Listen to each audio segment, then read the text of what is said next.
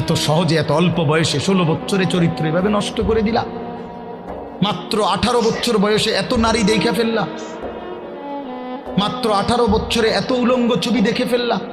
বাকি জীবন কি করবা বাবা? হ্যাঁ, মাত্র 18 বছর বয়সে এত জিনাবে বিচার দেখে লাইলা। ছি ছি ছি। বাকি সময় কি করবা বাপ?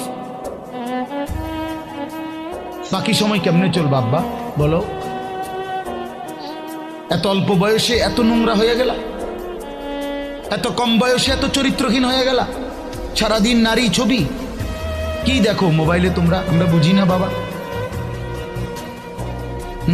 কতবার চুলের ডিজাইন বদলাইলা বাপ? কারে দেখাইছে? কয়জন বেডি তোমার বাইতাইছে?